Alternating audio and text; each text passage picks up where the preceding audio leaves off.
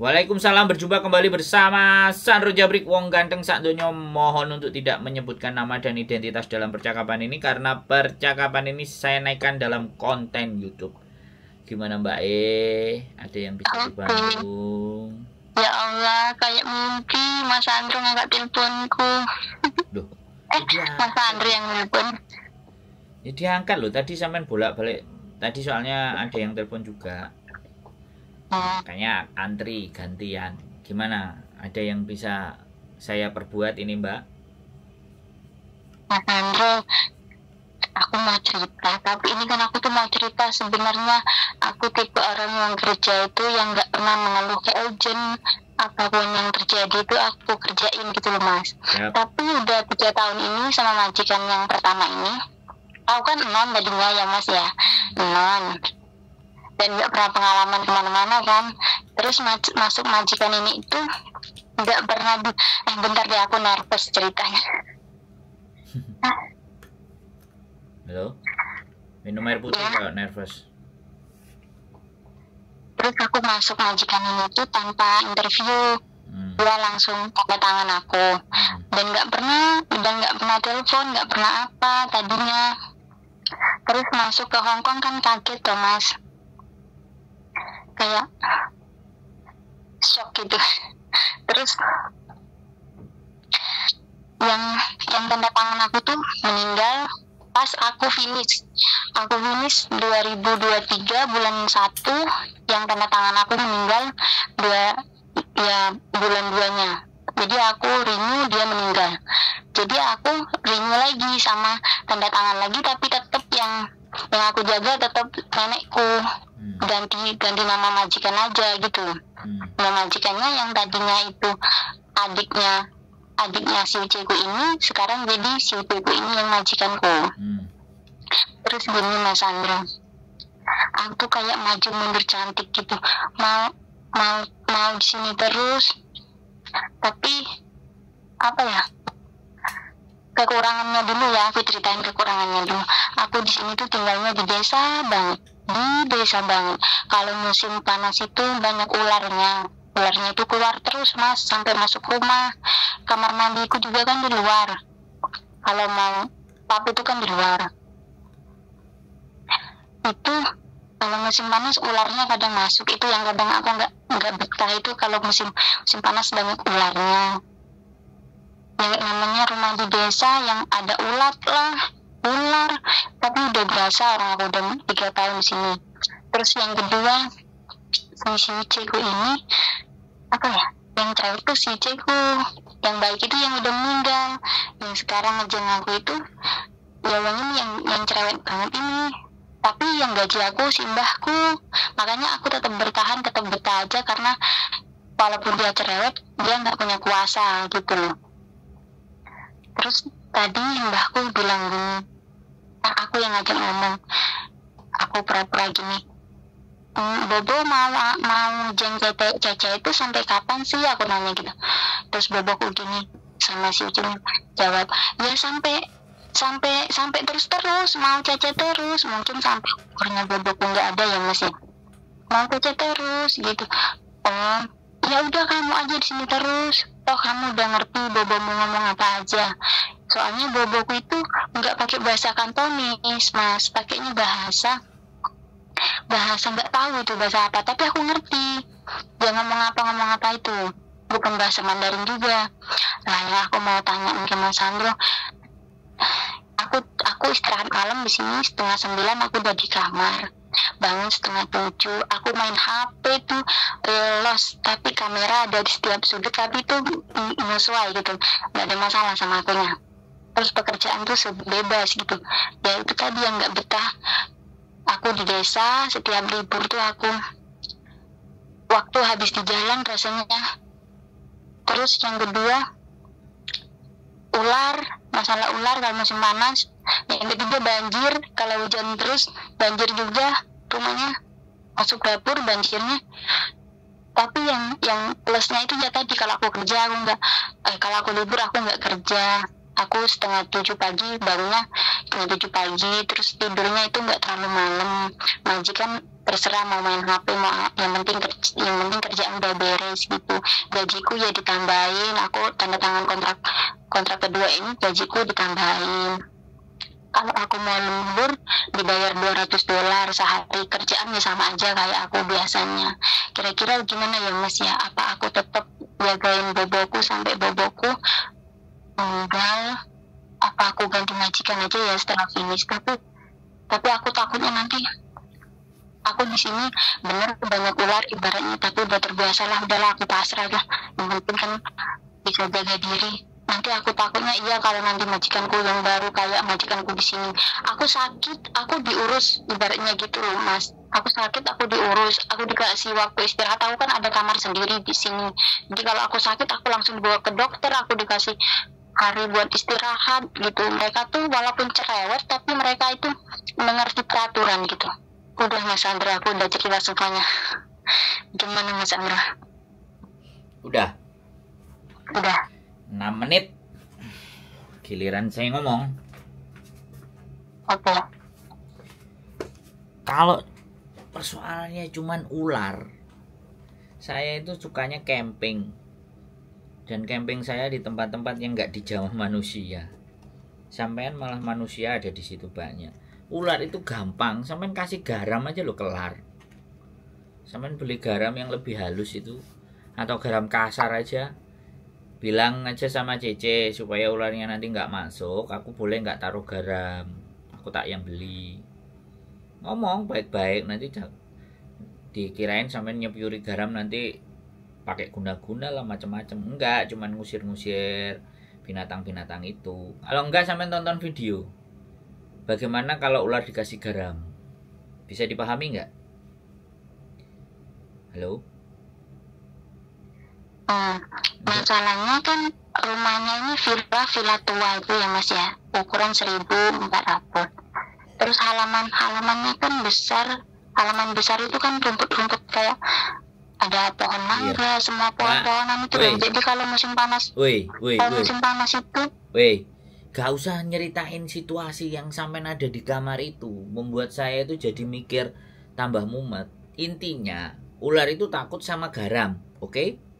Jadi bagaimana caranya sampean naruh garamnya di sebelah mana, di mana, seperti apa, sampean yang ngatur. Ya, sampean kalau dikasih pandangan, sampean telaah dulu. Jangan langsung dibales sih. Bisa dipahami nggak? Nek sampean bales sih terus, engkau gak mari-mari. Bisa dipahami nggak?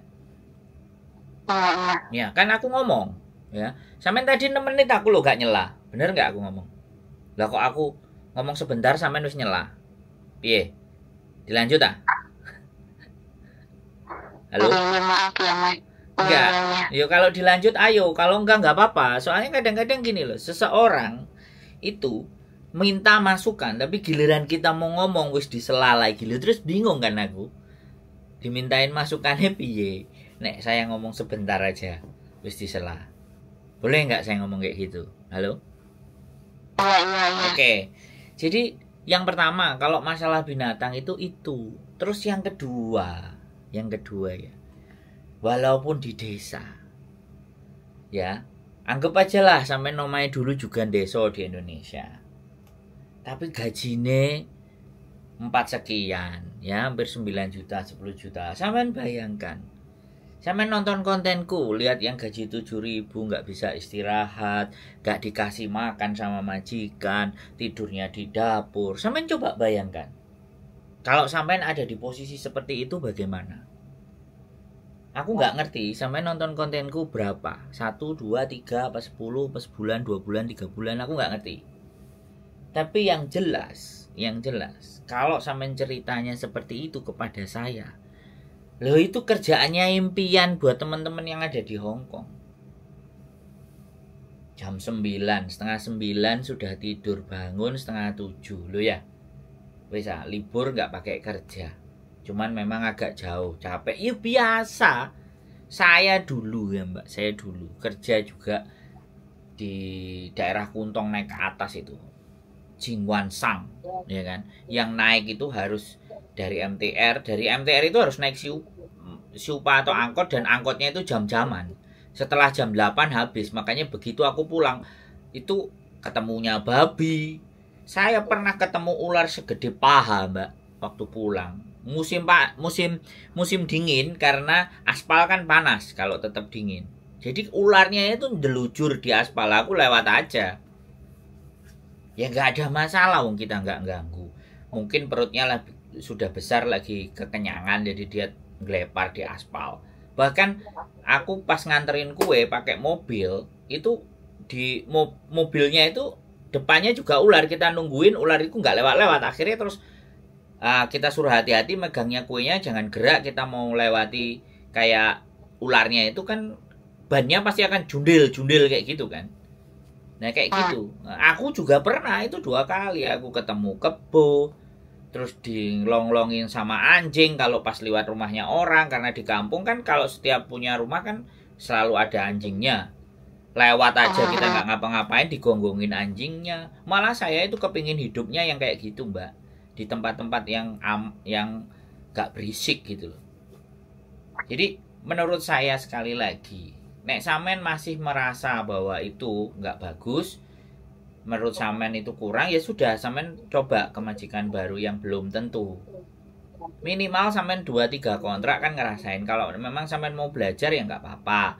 Nanti sampean kalau ada temen ajak main ke sana, siapa tahu kenalin sama Bu, boleh nggak temanku yang main kesini gitu loh. Duduk di depan teras itu aja. Jadi sampean yang harus membuat situasi sampean itu jadi senang. Karena kebahagiaan itu tidak, kalau yang orang pinter itu kebahagiaan nggak kita cari. Bahagia itu nggak perlu kita cari. Tapi bahagia itu ketika datang, ketika kita punya rasa syukur yang gede. Gitu loh. Nah, bagaimana cara mendapatkan rasa syukur itu? Ya lihatlah orang-orang yang tidak sebaik kita. Gitu loh, Mbak. Lah kalau sampean melihat ukurannya di atas terus gitu. Saya aja serius loh. Saya pindah ini dari kota pindah ke desa. Saya ngajak istri saya supaya agak gede rumahnya, lebih lebar, ya kan. Ada balkonnya, tak ajak hidup di sana. Terus apa potensi-potensi yang ada di desa? Biar kelihatan, biar ngerti. Gitu loh. Di kota, oke, deket, kemana-mana bisa. Tapi 4-5 orang masuk ke rumah udah full. Gitu loh, Mbak. Halo? Sekarang giliran sampean ngomong. Enak ini loh. Jadi giliran ngomongnya. Lanjut. Iya gitu, aku tuh menonton setianya Mas Andro. Kalau aku kerja tuh kan pakai handset, terus makanya aku tuh kayak gini. Kalau nanti aku ngeluh ke Mas Andro masalah kayak gini, nanti aku pasti kan harus bersyukur itu. Iya, lama-lama aku nggak pernah cerita. Aku nggak pernah cerita karena aku sering mendengar konten-konten Mbak yang kurang beruntung, yang majikan kayak gini. Aku tuh kayak gini, Mas. Kalau majikanku yang jahat, aku tuh diajak makan bareng. Pokoknya apapun yang mereka makan, aku makan. Pokoknya enggak dibeda-bedakan lah gitu. Cuman yang aku keluhkan itu ya ini tadi, cuman kayak tinggal di desa terus ular, karena aku emang takut ular. Jadi aku rasanya kalau tahu ular tuh kayak mau semaput gitu loh, Mas. Aku bingung minta tolong siapa di rumah ini, cuman aku ada bertiga, si Oceku kerja. Jadi kalau siang cuman aku sama Bobo, nggak punya tetangga. Ya benar-benar kita di desa. Ya, makanya caranya begini, bikin konten. Ular itu takut pada apa? Nah, itu sampean cari tahu.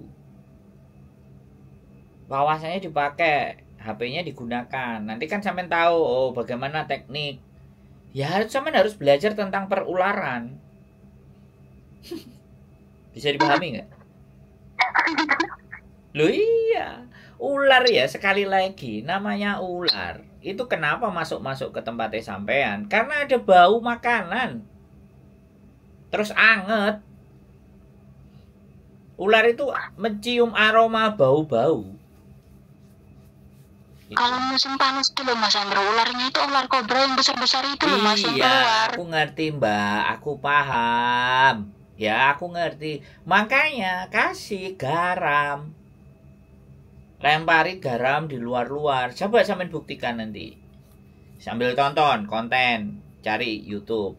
bagaimana mengusir ular dari rumah, bagaimana trik tips agar ular nggak masuk ke rumah. Ya itu yang ditonton, fokus sama di situ kan, persoalannya di situ kan. Ular itu juga binatang kok, ular itu juga punya apa kak, insting. Nah, kalau kita udah bicara perularan, loh saya mbak, saya sekali lagi, jadi anak Mapala itu pelatihan survivalnya itu disuruh nangkep ular, ular dilepas, disuruh nangkep, habis ditangkep disuruh nyembelih, dibunuh, habis itu disuruh masak, disuruh bakar. Jadi sudah sampai seperti itu, ya nggak apa-apa.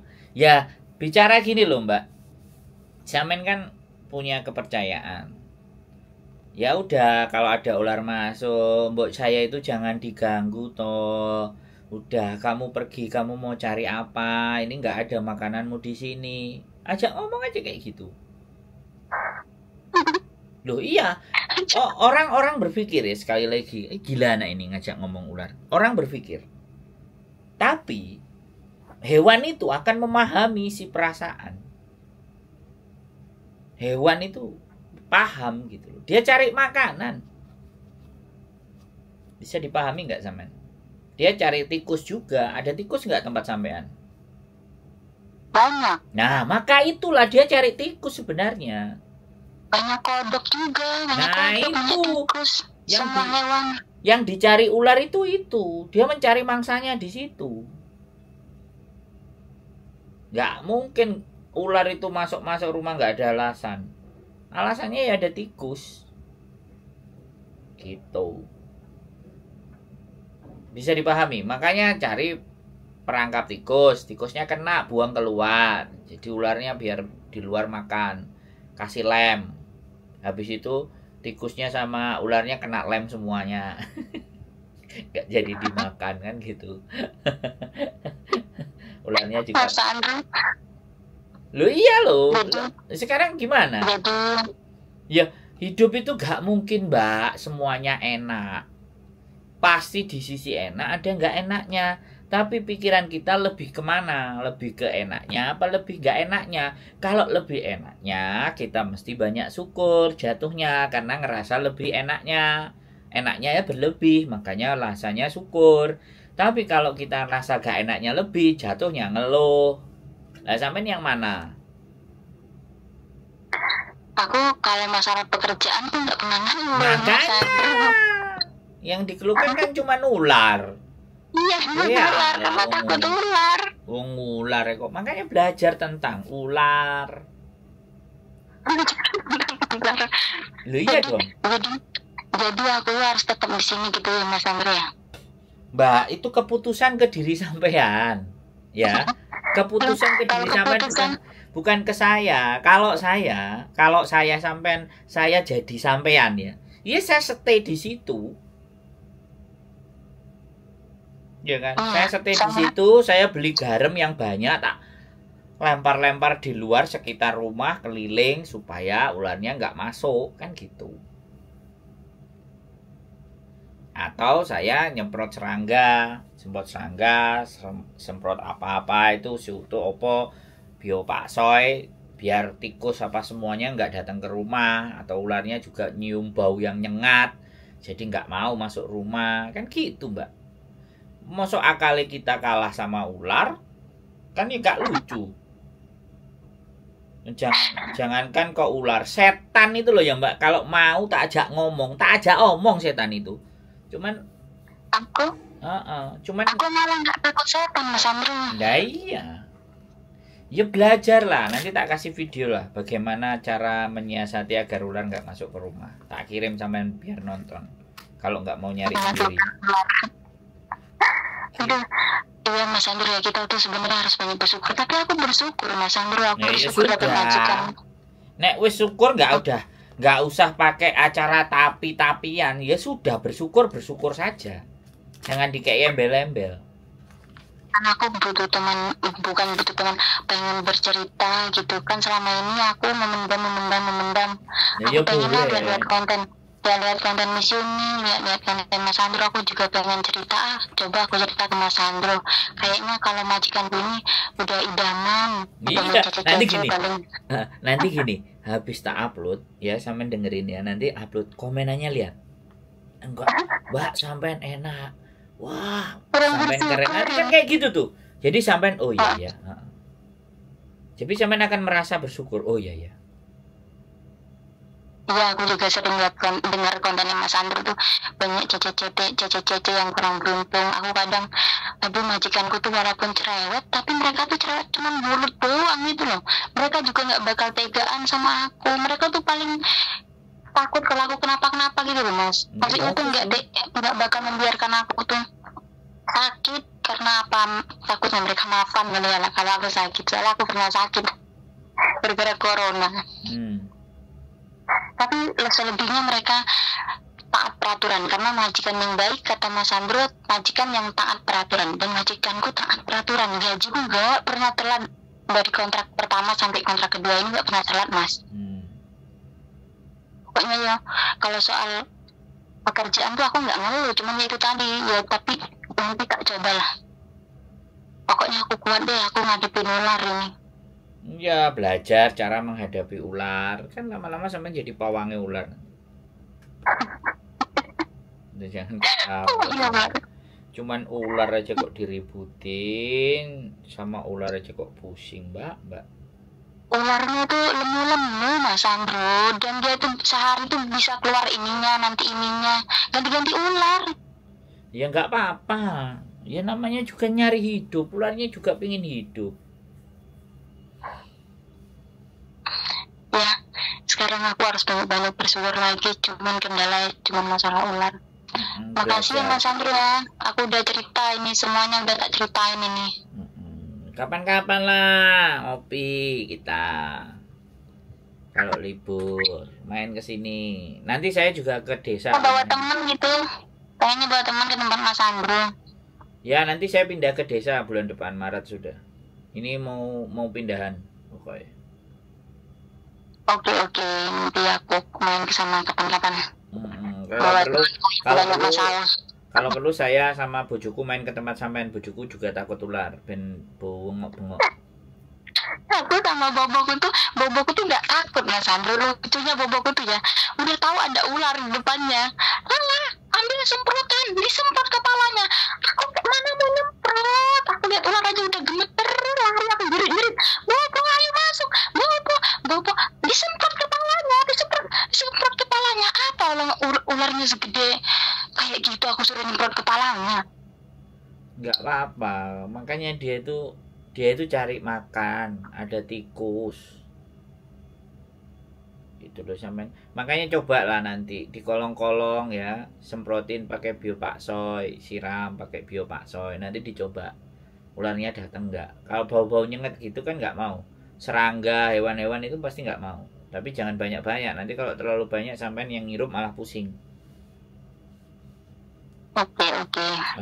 Beli biopaksoy, terus di luar siram-siram biopaksoy yang buat akses ular masuk ke rumah gitu loh. Jadi nggak apa-apa. Menurut saya mentalnya dilatih gitu. Kalau perlu nanti kalau cuti pulang Indonesia coba beli ular, pegang ular gitu loh. Lama-lama juga kebiasa. Oh iya, ternyata ular nggak apa-apa. Semuanya itu juga makhluk hidup, juga butuh makan. Langsung pingsan aku suruh megang ular. Yo nggak belajar kan sama suaminya, suruh bawa ular praktek. Ya awalnya pasti jerit-jerit, tapi pelan-pelan sampean mau nyoba, lama-lama udah. Oh iya, orang itu ketakutan yang berlebihan itu kan karena itu nggak pernah mencoba dan menghadapinya. Bahwa ketakutan itu lawannya dan obatnya ya dihadapi, sudah dihadapi, pasti apapun itu dihadapi. Karena kalau kita tidak berani menghadapi, maka kita tidak akan keluar dari zona ketakutan itu.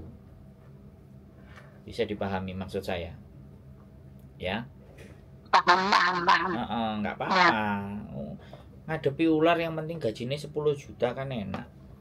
Ya daripada kerja nang Indonesia orang enek ulone tapi gaji cuma 2 juta, 3 juta terus piye jal. Ya kalau gaji ditambahin karena pas kontrak pertama kan gara-gara ular sama ulat kan aku takut tuh Mas, aku mau ganti majikan terus langsung diginiin, Bobo tuh udah seneng kamu jaga dia, ditambahin gaji, terus uang lemburanku ditambah, tapi kamu jagain Bobo terus gitu. Iya Terus aku belajar nanti ya apa di Indonesia datang ke kebun binatang pegang ular yang gede-gede itu atau cari ular di sawah tangkepin suaminya suruh megangin sampean belajar megang terus dielus-elus kepalanya lama-lama sampean jadi pawang ular nanti. masalahnya nggak ada suami. Oh berarti nyari lah ya nyari di Hongkong lah. Di Hongkong banyak. Oke. Janda apa masih gadis? Nggak janda juga, maksudnya tuh ya gitulah, bukan lama aja lah. Mas Andro malah ketawa. Nggak janda gitulah lo maksudnya piye? Sampean pernah punya suami terus sudah cerai. Namanya kalau aku ceritain gini ya, bukan ini membuka aib bukan ya Mas ya, cuman kan ya namanya orang kan pengen cerita gitu ya. Cerita lah. Sebenarnya sama suami tuh dari pertama aku di Hong Kong. Terus? Apa ya? Suamiku tuh anak ibu gitu, anak mama gitu loh. Sama kayak saya anak mama. Sedangkan saya ini anak apa ya? Anak yang broken home, dari kecil aku udah nggak tinggal sama orang tua, terus tinggal sama nenek udah meninggal, aku kerja terus merantau ke Jawa. Aslinya kan aku bukan orang Jawa Mas, aku merantau ke Jawa dan suamiku itu masih keponakannya bapak tiriku gitu loh, masih keponakan bapak tiriku, dan aku dijodohin sama dia karena masih saudara jauh lah, nggak apa-apa gitu nikah, ya udah nggak apa-apa. Dan aku kaget dong masuk apa ya, kaget aja gitu loh. Sedangkan aku bukannya membagus-baguskan diriku, setiap manusia mesti ada buruknya. Aku nggak pernah mabuk-mabukan, aku nggak kayak minum-minuman kayak obat-obat kan aku nggak pernah. Terus aku dapat suami tuh yang full bolak-balik kafe, minum sampai banyak lah ya masalah. Pokoknya itu udah mendarah daging sama suamiku, mungkin ya itu garis yang ditakdirkan hidupku. Nah, aku merasa kalau aku di rumah ikut mertua terus kayak nggak ada perubahan. Kalau aku pulang ke Sumatera, aku juga bukan orang yang punya, orang tua aku juga bukan orang yang punya. Gimana caranya biar aku nggak menyusahkan orang tuaku? Karena aku tahu keadaan orang tuaku. Bagaimana aku bisa pergi tapi aku menghasilkan uang gitu loh. Nggak harus, maksudnya itu pergi bukan berarti pergi benar-benar yang pergi nggak menghasilkan apapun. Akhirnya aku memutuskan ya udahlah aku coba-coba keluar negeri. Prosesnya juga lama Mas Andro, 1 tahun aku baru terbang karena aku emang non kan, jadi lama nggak ada majikan mungkin yang mau. Terus dapat majikan ini 1 tahun di PT terbang. Ya dari PT kan suamiku tuh orangnya yang ya begitu, mungkin aku juga yang banyak salah, suamiku juga, kita sama-sama diem, kita sama-sama nggak ada kedewasaan, mungkin begitu. Pokoknya bukan 100% salah suamiku, juga salah aku juga. Kita benar-benar nggak duduk bareng atau membicarakan permasalahan dari awal. Jadi aku sampai sini, kita tetap, aku sudah mencoba tahun kemarin Lebaran aku membaiki dia. Kayak Lebaran aku minta maaf, aku telepon dia, aku minta maaf, aku chat, tapi nggak ada respon kayak gitu. Dia tuh kayak mulai gitu lah. Ya aku kan merasa kayak aku tuh ngapain sih kayak ngemis-ngemis banget. Aku udah baik-baik, aku udah mau memperbaiki. Aku tuh selalu ngechat Mas, kita nggak saling blokir-blokiran tuh nggak. Aku ngechat, aku pengen memperbaiki rumah tangga lah ya, perbaiki rumah tangga. Aku ngechat dia walaupun kayak aku selalu yang membuka obrolan gitu loh, walaupun nggak ditanggepin. Nah di belakang, di selama aku di Hongkong ini suamiku ya namanya cowok pasti ditinggal cewek ya, main ke sana main ke sini gini gitu aku ya is okay gitu, nggak apa-apa ya, ini sudah resiko aku keluar negeri. Kembali lagi aku mau memperbaiki atau tidak, tapi dia sudah pernah bilang kayak gini, Mas, kita pisah, kamu yang ngurus surat cerai. Tapi aku tidak pernah menanggapi. Maksudku tuh kalau laki-laki udah ngomong cerai terus itu sampai yang terakhir kamu urus surat cerai, gue tuh selalu mengucapkan cerai itu gimana ya Mas ya, apa itu tuh, apa aku ini masih istrinya atau belum, atau masih gitu ya. Coba Mas Andro gimana? Ya berarti kan sudah tidak ada kecocokan. Ya kalau saya ditanya masalah laki-laki ya, karena saya juga laki-laki ya. Kalau saya selama istri saya aman-aman dan baik-baik saja ya nggak ada masalah. Tapi kalau istri saya udah ngerasa bahwa dia mungkin ya, tak suruh ngomong kenapa ada banyak yang gak kamu dapat dari aku, ya sampaikan. Kalau memang itu terus maumu gimana, kalau nggak bisa ya sudah, mau diselesaikan ya sudah selesai gitu loh. Karena mungkin aku tidak bisa memberikan yang terbaik, kan gitu aja. Kalau saya sih begitu orangnya. Saya komunikasi mesti dibangun. Ya, masalahnya suamiku tuh apa ya Mas, nggak punya pemikiran kita sama-sama kerja, kita kalau bisa kita bangun rumah sendiri, jangan ikut ibuku terus kayak gitu. Padahal nggak pernah Mas kayak mungkin kapan sih kamu beliin aku rumah, atau kapan sih kayak penghasilan gini-gini, apalagi selama aku kerja aku nggak pernah minta menafkahi. Tapi kan maksudku kita tuh sebagai sudah menikah itu kan harus punya pikiran, kita harus mandiri sendiri, jangan apa-apa bergantung kepada orang tua. Sedangkan dia emang punya orang tua, sedangkan aku kan nggak punya tuh Mas, aku nggak pernah punya tempat buat cerita, soalnya aku di Jawa tuh nggak punya saudara, aku sendiri gitu loh, aku ikut mertua itu, ikut suamiku. Ya sudah loh, nah gak cocok ya sudah loh, nggak perlu dibahas. Tapi akhirnya kayak gini loh Mas, dia ngomong kamu urus surat cerai. Yang diminta ngurus surat cerai siapa, sampean? Iya, dia nyuruh aku ngurus surat cerai, dia pengen bersih, tapi aslinya dia tuh gak mau pisah loh Mas. Aku juga digantung. Apa ya? Aku tuh digantung, kalau emang dia tuh gentle, aku udah gak mau sama kamu, kita bisa urus kayak gitu, oke. Aku gak apa-apa. Dia tuh intinya menceraikan, tapi gak mau keluar kayak gitu tapi iya, gak mau mengeluarkan uang, dan cuma kata-katanya terus yang bikin kayak aku ceraikan, sedangkan dia kan ya udah sama cari pacar aja, terus habis itu cerai. Yang suruh biayai pacar sampean gitu loh. Enggak Mas, aku masih fokus ngurusin anak-anak. Loh, punya anak toh? Oh, 2, itu kan di foto profil anak-anakku. Ya wes, ya kalau aku ya enggak tak selesaikan lah. Kalau enggak bisa ya wes. Aku takut gini Mas, anak-anakku masih kecil ya, sedangkan anak-anakku di mertuaku. Nanti kalau aku yang gugat cerai, otomatis anak-anakku di sana, aku takut nanti apa ya? Hidupnya aku banyak, kayak dijauhkan. Sampean hidupnya banyak takut, terus aku kon kudu piye? Iya, semuanya takut ya. Ular takut, nyerai suami takut. Terus aku kon kudu piye? Saya tanya ke sampean balik. Karena takut itu harus dihadapi. Dan tidak bisa kita hidup dalam ketergantungan. Sampean sudah bisa, ya mau nggak mau, kalau pertanyaan sampean suami nggak bisa dipertahankan ya sudah. Ataupun dipertahankan juga seperti apa? Bertahan buat anak sama aja juga menyiksa diri sendiri. Kalau saya gitu. Iya terus. Bisa banget Mas. Terus apalagi tuh maksudku tuh ya itu tadi, dia tuh ngajak cerai.